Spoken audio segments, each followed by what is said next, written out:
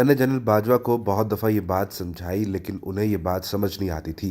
और मसला Pakistan peoples party, नून league और एस्टेब्लिशमेंट का एक ही था कि ये समझते हैं कि शायद नौजवान नस्ल को हम कंट्रोल करते हैं। फवाद चौधरी ने एक हालिया इंटरव्यू में बताया कि किस तरीके से उन्होंने एस्टेब्लिशमेंट को ये समझाने की कोशिश की कि पाकिस्तान में इस वक्त 66% आबादी ऐसी है जिनकी उम्र 28 बरस से कम है, और इस 66% में भी 56% वो लोग हैं जिनकी उम्रें 22, 23 और 24 साल है।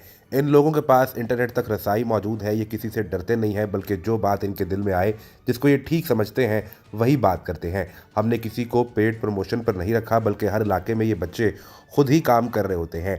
मैंने एस्टेब्लिशमेंट को ये बात समझाई कि इन लोगों को कंट्रोल नहीं किया जा सकता। आप खुद ही बताइए कि इतनी बड़ी आबादी को एक पार्टी या एक शख्स ऊपर बैठकर कैसे कंट्रोल कर सकता है। फवाद चौधरी ने इंटरव्यू देते हुए ये कहा कि मैंने इन्हें ये समझाने की कोशिश की थी कि इस तरह से आप चीज़ों को मैनेज नहीं कर सकते। मैंने जनरल बाजवा को भी ये समझाया कि आप देखिए कि ये ऐसे लोग हैं जो किसी के कंट्रोल में नहीं है। आप ये देखिए कि अगर आप भी थोड़ा आगे पीछे हों तो ये आपकी भी बजा देते हैं, और यहाँ तक कि हमारी पार्टी का भी कोई शख्स अगर गलत बात कर दे तो ये उसको भी माफ़ नहीं करते हैं। लिहाजा अब इन लोगों को मैनेज करना आसान नहीं है, बल्कि ये वही कहते हैं जिसको ये हक और सही समझते हैं। दूसरी जानिब फवाद चौधरी ने इंटरव्यू देते हुए ये भी कहा कि पाकिस्तान के अंदर अब इलेक्टेबल्स की सियासत मुकम्मल तौर पर ख़त्म हो चुकी है। फवाद चौधरी ने इंटरव्यू में कहा कि मेरा ताल्लुक जिस हलके से है ये मुकम्मल तौर पर रूरल हलका है, यानी यहाँ पर गांव के इलाके ज़्यादा है, जहाँ 65 से 70% वोट पहले एक कैंडिडेट का हुआ करता था, जबकि 30-35% वोट यहाँ पार्टी के टिकट का हुआ करता था।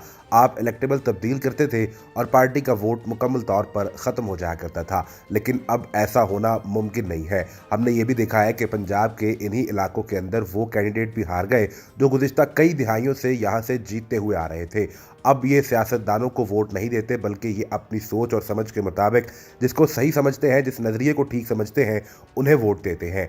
PMLN और पीपल्स पार्टी समेत इस्टेब्लिशमेंट के हलकों को ये बात समझने की ज़रूरत है। मैं ये गेम पहले ही जानता था, इसीलिए इन्हें समझाने की कोशिश करता था। बिलावल भुट्टो तो नहीं, लेकिन मरीम नवाज़ के पास ये चांस ज़रूर मौजूद था कि वो पार्टी की भाग दौड़ संभाल कर एक बड़ी लीडर बनकर सामने आ सकती थी, लेकिन इन्होंने खुद अपने पाँव पर कुल्हाड़ी मारी, ये हुकूमत ली। इनके चचा, अब्बा और मरीम ने खुद ये तमाम किया कराया पानी के अंदर डाल दिया। अब मरीम नवाज चाहे पाकिस्तान वापस आ भी जाए, लेकिन इन्हें वो स्पेस नहीं मिल सकती।